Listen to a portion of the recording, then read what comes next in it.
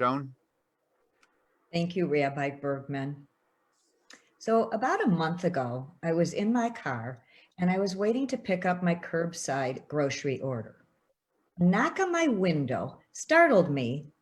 I partially lowered my window for this fella, and he kind of backed up a few steps and he was wearing a mask. And he asked, "Are you okay?" I probably answered, "I'm fine. Why?" "Well," he said, "when I walked into the market, your head was kind of slumped over. And when I came out of the market, your head was still slumped over." He had obviously begun to worry. I quickly assured him, "I am fine. Thank you so much for caring. I was just catching up on messages while waiting for my groceries." And for some reason, I added that I was looking at information from my synagogue. Well, that got his interest. He said, "What synagogue do you belong to?" I answered, "Adat Shalom." He replied, "Well, I kind of know you." And then he continued, "I have been a member of Adat Shalom before it was called Adat Shalom, before it was on Curtis. My entire family has celebrated Simchas and many other occasions, both happy and sad, with Adat Shalom." And he continued, "I think Rabbi Bergman and Chazan Gross are two of the finest clergies anywhere." I have been a member of Adat Shalom my entire life, and I would like to say that I know all of you. But in truth, this man who came up to my window made me realize just how large and vibrant our congregation is, and just how many of you I had not yet had the honor and privilege to have spoken with. Well, you can tell that I like to talk, so please feel free at any time to reach out. That 10-minute chance conversation in the parking lot had a profound impact on me. It showed me what matters. And back in March, Rabbi Bergman could see the big picture. He recognized that we needed to be forward thinking, to make a few changes, and to keep everyone connected. Under his leadership, we have pulled together as a community, the clergy, lay leaders, educational, and administrative staff combined to meet this challenge and to engage with all of you. And when you take a look at the latest Voice, you can see the extensive and outstanding programs and events being offered. Rabbi Bergman is doing a great job steering us forward on this strange journey, and we have one incredible congregation. Here's one more story for you. So since the beginning of COVID, our daughter and son-in-law and grandkids had been staying with us. And over the 4th of July weekend, they were leaving us to go back to the East Coast.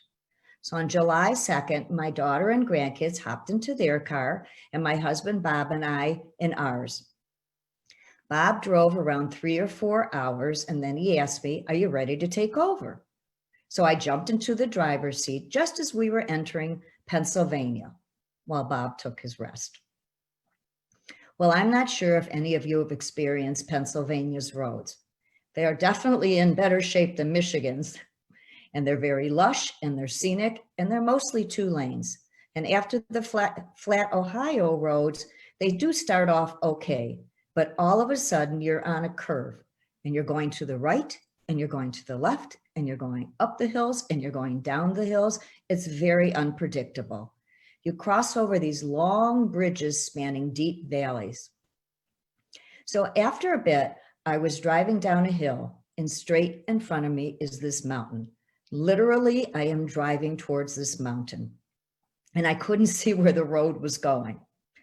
I didn't know if I was going under it, if I was going through it, if I was going above it, to the right of it, to the left of it. I had absolutely no idea. As I got closer, I started to brake the car and realized that the road was curving, to the left, and it was hugging this mountainside. And I was seriously going to go alongside of edge of this mountain. And I asked myself, well, how is this like what I am experiencing or we are experiencing with COVID? So I wasn't sure what was going to happen or where the road was taking me. I had to be patient with myself and understand that it was going to work out. I had to adapt to doing unfamiliar things.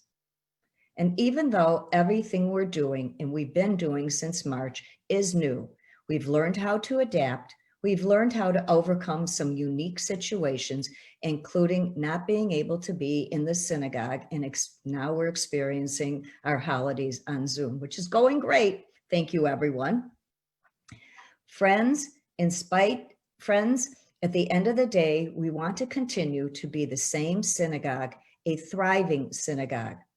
Just as I drove through the Pennsylvania mountains, we know we will get through this challenge. We are facing some new obstacles, but we are also overcoming them together in small stages. You just have to say, I can do this, which is what I did when I was driving near that mountain. And that's what we are all doing today, one step at a time, one new experience at a time. And look how we've adapted so far.